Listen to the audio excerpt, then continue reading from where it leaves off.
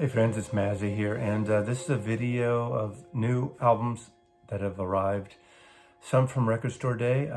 If you saw my Record Store Day video, the original one I did, you'll recall that I showed no Record Store Day records at all because I ordered everything online.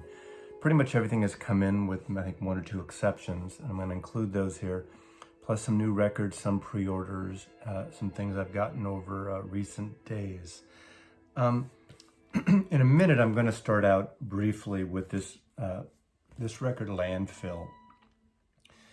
This is a collaboration between Laurie Anderson, avant-garde artist, minimalist, composer, who collaborated for the first time with the Kronos Quartet out of San Francisco. And I want to do a feature at some point on this type of music and with Kronos, and that may be a collaboration upcoming at some point. But Landfill came out 2 years ago, and it's a beautiful, introspective record, but intense at times, and it's really about Laurie Anderson's experience. I think it was 2012, about when Hurricane Sandy hit and wreaked havoc on the East Coast. This is so topical now, and without sounding preachy, climate change, I want to say it's more important than ever. It's been important, and people who deny science and deny it are fucking lunatics, in my opinion. What's happening here on the West Coast, I'm in Seattle, we're getting smoke, and we don't have it as bad as Oregon and my friends in California. If you saw last week pictures of San Francisco and the Bay Area, it looked like a Mars landscape with red skies. Just it's just so sad. I have two friends that have lost houses. I know a lot of people have been displaced temporarily, even in Oregon and Washington. My son's in Portland, and now Portland, Oregon has apparently the worst pollution, the worst skies in the entire world right now. We're in Seattle, we're pretty fortunate, although we're getting smoke from eastern Washington fires as well. The winds are kicking up. And then, of course, what's happening with the current hurricane down south, New Orleans and Florida. I just wish you all well. This is a real deal. And when the President of the United States says, well, science isn't really, that's subjective. He's a fucking idiot. So there's my political statement. But this shouldn't be political. Why is climate change political? Okay? You know? Anyway, this is a gorgeous record. It's a 2-record set on Nonsuch Records, and I finally picked it up. So, and that kind of leads me in a similar type of music.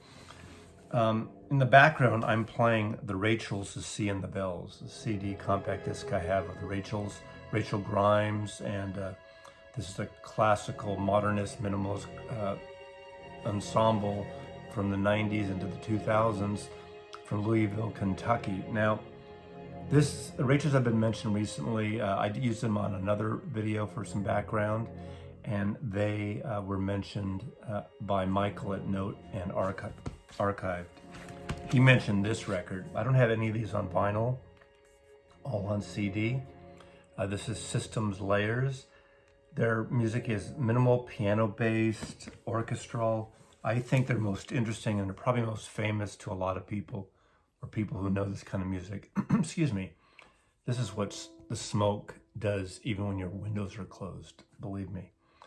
Music for Egon Schiele, the famous painter artist, and it's sort of influenced by, the compositions are influenced by his paintings and things. A gorgeous record. So I have these 4 records, and the other one is Handwriting LP. So these are the 4 I have of Rachel's.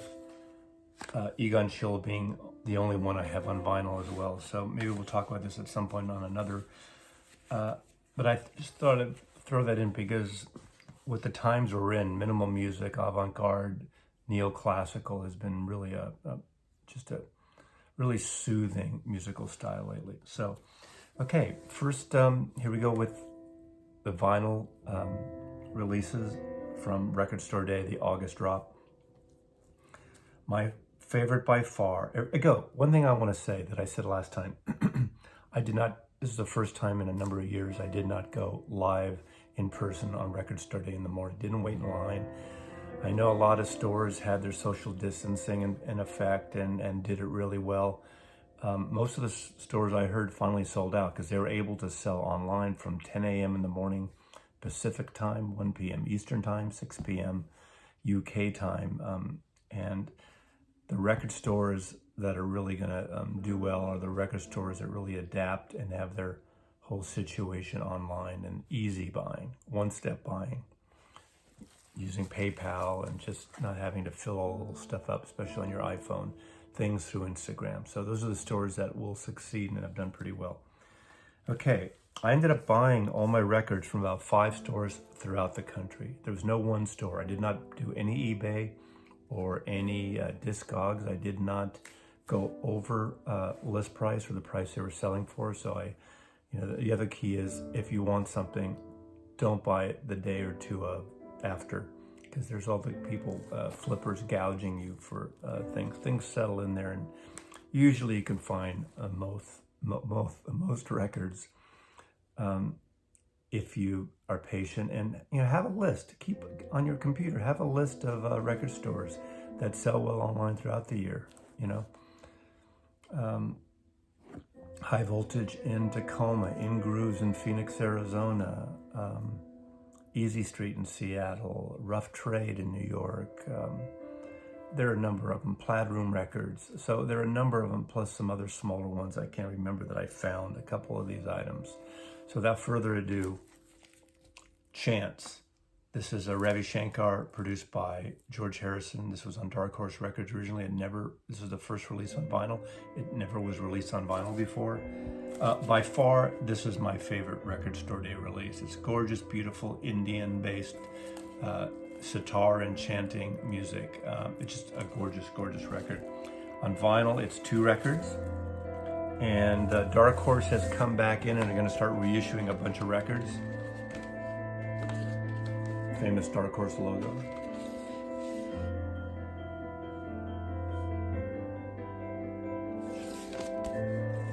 But this is by far my favorite of sounding records, and it's just really beautiful. So I'm glad these things are going to come in print, and hopefully they will continue. It's a gatefold. I haven't opened it up because on Beetle Collector I will eventually, but for right now it's still in the shrink.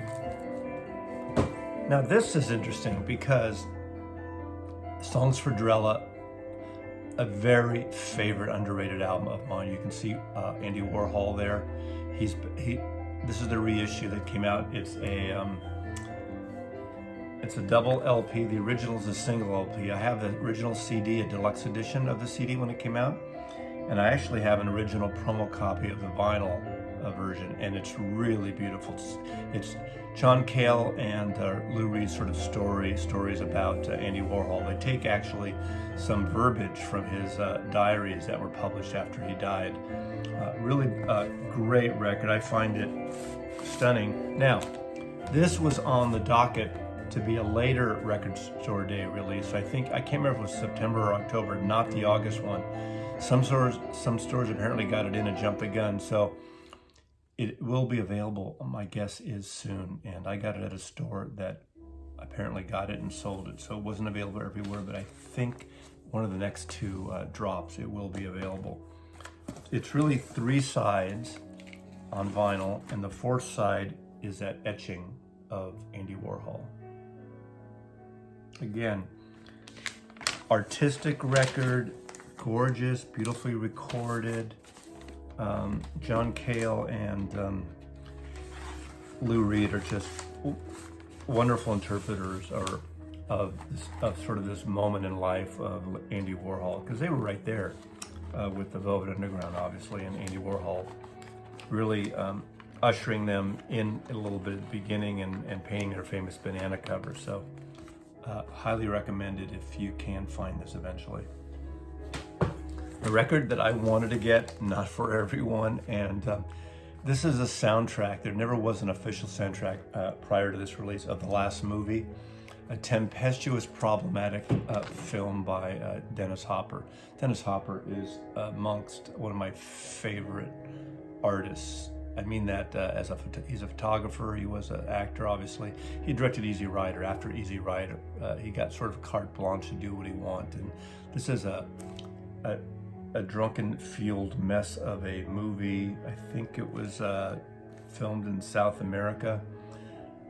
It's very lo-fi, but it's got some really cool things. It's got sounds and it's basically taken from the soundtrack of the movie, probably from the Naga recordings of the movie on set. Has it by Me and Bobby McGee by Chris Christopherson.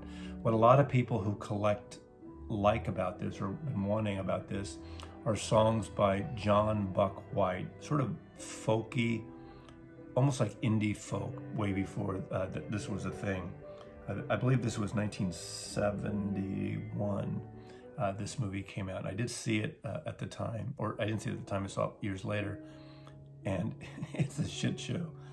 But it's really interesting. So it's got songs, has words and music by Dennis Hopper, has dialogue by Sam Fuller, the director, Only Once by John Buck Wilkin, other stuff by The Villagers, Sam Fuller. It's got some songs, chants performed by the cast. So it's a very minimal, out there, ambient type record, not for love, but I love that cover of Dennis Hopper as a director.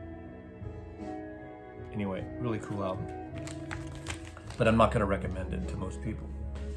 This is what I'll recommend, Elton John, everyone knows Elton John. To me, his self-titled, not his official first album, but the first album that most of us knew with Your Song, self-titled, to me is a perfect record. For a Record Store Day, this is the expanded edition and adds a whole other disc of tracks that were on an expanded CD some years ago. But Your Song was the hit. There's a song on here, 60 Years On, with this great, I think the highlight of this album, obviously with Elton's writing and Bertie Taupin's lyrics, Paul Buckmaster's orchestration. His string arrangements on this are amazing, especially on 60 Years On. And Gus Dudgeon, late Gus Dudgeon, is a great producer. But one way or another, I think this is a very special record. Even if you don't get the Record Store Day, the recent reissues of 3 or 4 years ago sound really nice, and they're worth getting. If you can find an original DGM? I forgot the label right now. Dick James Music, DGM label, UK pressing of this. That's in good shape. I have one. It's stupendous, although my copy is a little noisy. So the reissue of Elton John's first album is great. A lot of people may be surprised, but this Billie Eilish Third Man Live is motherfucking fantastic. It's a live show she did at Third Man. It's a direct-to-disc cut, and it sounds fabulous. Maybe the audience is a little over-the-top exuberant, but it's really good. It's love this record. So her record, her and her brother Phineas just are not flashes in the pan, and whatever you want to say about her, I find that most people that dump on her really haven't listened to her. Her first album, her only album, was one of the best albums of last year, and I believe this the biggest selling album of last year, possibly.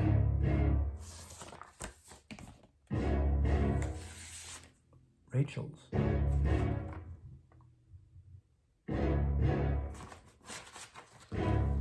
I haven't listened to this yet, but I know it really well. This is a wonderful comp. The original Odds and Sods by The Who was put together by John Entwistle in the 74-75 period, I think. This is an expanded version with another extra disc. Of course, I love The Who, love this period of Who. Some were outtakes, demos. There's a version of Pure and Easy, which is really great, which was on the original too. I still prefer the solo Pete Townsend version of Pure and Easy. But great performance of Bert Jansch in Italy. I'd say this is a little lo-fi recording-wise, but it's a great performance. This was in Italy in 1977. Just a beautiful record. It is also a 2-record set, I believe. Yeah, 2-record set. Just great performances. Bert Jansch, a great guitar player who played with Pentangle, and with John Renbourn, and this beautiful record. Now, this is the only record I got on a record store day that I got through Rough Trade in New York, because they have their counterpoint in the UK. This was a UK only release. This is Griffin Reese.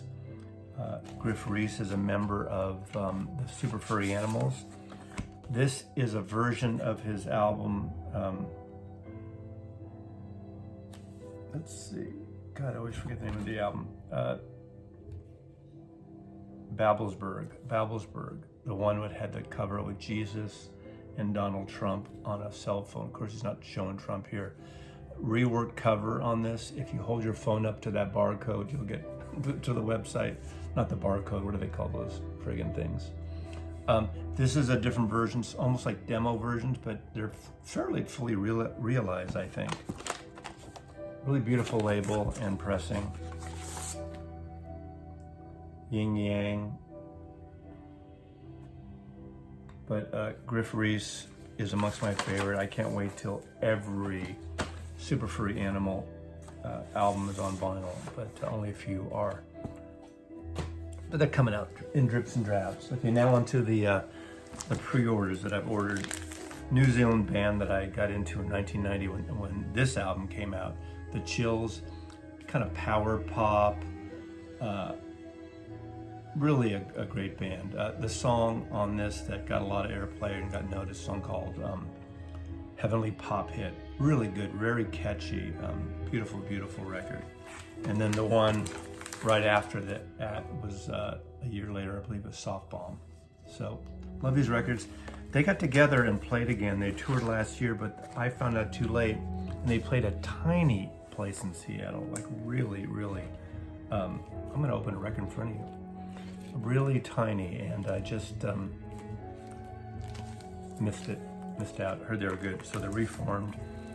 I don't know all the issues. I think there were drug issues with that band or something, but they're back together, and at least up they were. Now, this literally arrived last night. I pre-ordered this, and I'm a huge fan. I've talked about Bill Callahan. Bill Callahan used to put records out under the name Small. He's got this baritone voice. One of the later shows I saw since the lockdown, I think last fall, I saw him at the Neptune Theater in Seattle. Really great baritone voice. It's called Bill Callahan, gold record on Drag City. Of course I'm gonna like this because there is a song, and I haven't heard it yet. I haven't listened to this record yet, but he's someone I pick up everything he does. There's a song called Ride Cooter.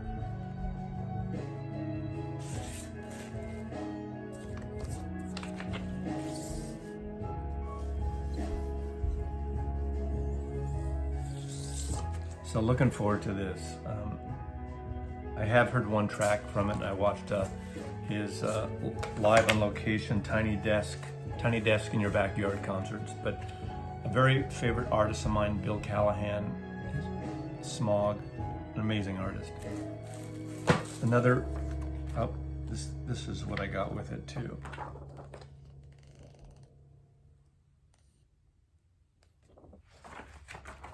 Another record that I had pre-ordered, and it took forever. It literally was 6 weeks in transit because of what's happening with the mail system, because our fucker in Washington won't push to fund it, and the people on the right won't fund the Postal Service. Is Irishman. This is a solo record he did in 1992 originally for Rounder Records. Of course, Jonathan Richman and the Roadrunner, and of course Something About Mary, and just a great group. The Modern Lovers was his band, originally signed to Berserkly Records in the late 70s. Cool record. Now closing out with some jazz issues and reissues and things. This, I believe, is I got into her by, I don't know if it was Motoric originally, 247, or a couple of you who played her album from the last couple of years. This is Mural Grossman, and this is Italian sax. Is she Italian? No, I'm forgetting. Or German saxophone player, avant-garde spiritual jazz, beautiful, beautiful music. Anyway, Mural Grossman, Elevation, on Jasmine Records. Elevation, excuse me. Acoustic Sound Series, Chad Kasem, Salina, Kansas, that puts out some of their own archival productions. They also own, they do QRP Press. They do a lot of great analog production, reissues of jazz and pop and rock albums.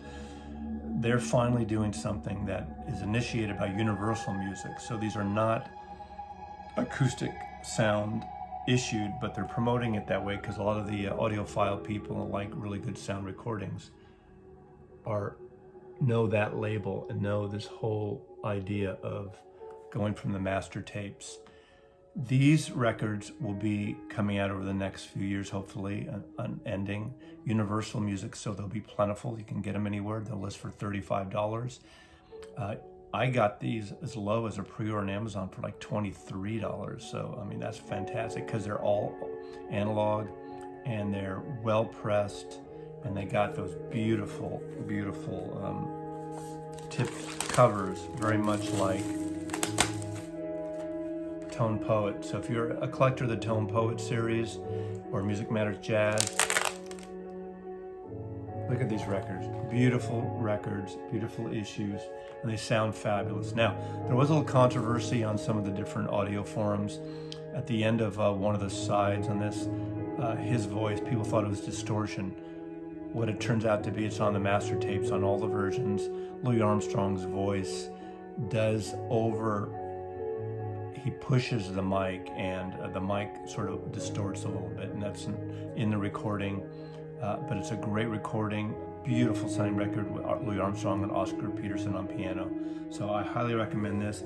The other one they did, and it's a record that you all get all the time, is Getson Gilberto. If you don't have an audiophile production, this is amazing. It sounds so spacious, 33 1/3 rounds per minute, both of these. So this is the Verve, and the other one, what label was this originally on? Yeah, these are both Verve issues originally. This is again another acoustic sounds version that I highly recommend. If you don't have a recording of this, instead of finding an original that's going to be chewed up and probably noisy, I have a 73 or 4 issue that I've had since 74, and it's a great record. This sounds better. That record just isn't as quiet, and probably by the time they pressed that record, they were using old plates. So I would highly recommend this. This is great music, and if you're not into jazz, this is a great introduction to jazz pop in a way, Brazilian music.